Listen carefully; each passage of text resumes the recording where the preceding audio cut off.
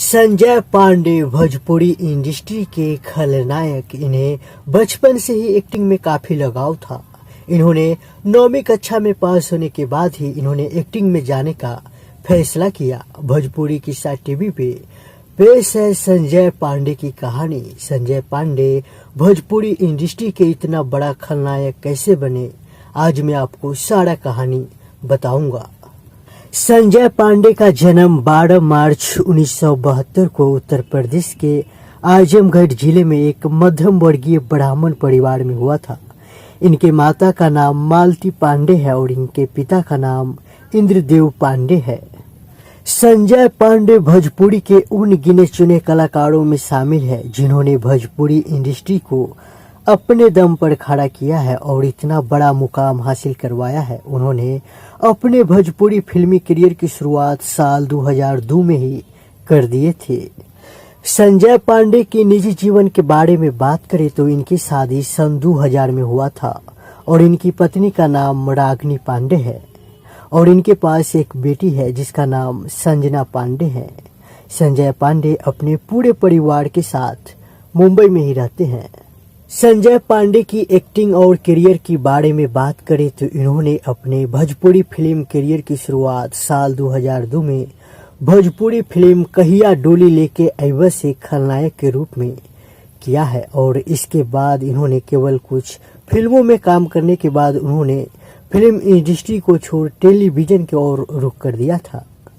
फिर कुछ दिनों तक टेलीविजन शो में काम करने के बाद फिर से इन्होंने अपने भोजपुरी फिल्मी करियर की शुरुआत साल 2009 में भोजपुरी फिल्म दीवाना से किया और फिल्म में मुख्य किरदार में उनके साथ भोजपुरी के जुबली स्टार दिनेश लाल यादव जी थे और यह भोजपुरी फिल्म बॉक्स ऑफिस पर सुपर हिट हुआ था और इसके बाद से उन्होंने कई भोजपुरी फिल्मों में काम करने का ऑफर मिला और इसके बाद से ही आज तक भोजपुरी इंडस्ट्री से जुड़े हुए हैं। संजय पांडे भोजपुरी इंडस्ट्री के साल 2002 से जुड़े हुए हैं और इन्होंने अभी तक कई भोजपुरी सुपरहिट फिल्मों में काम किया है, जैसे सात सहेलियां, कहिया डोली लेके अइबा, निरहुआ हिंदुस्तानी और भी ऐसे कई सुपरहिट फिल्मों है।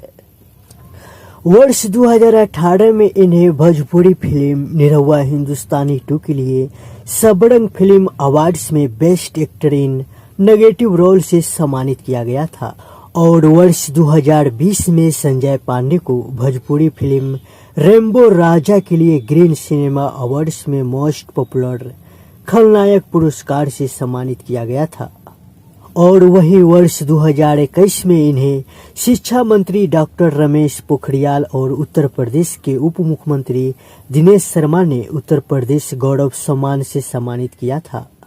संजय पांडे भोजपुरी फिल्मों में अपने नेगेटिव रोल को लेकर खास लोकप्रिय है।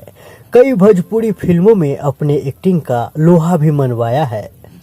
रियल लाइफ में सबसे बड़े विलेन के तौर पर पहचान बनाने वाले संजय पांडे को असल जीवन में भी लोग गुंडा ही समझते थे। इन्होंने खुद काजल अगवानी के साथ लाइव चैट पे बताया था।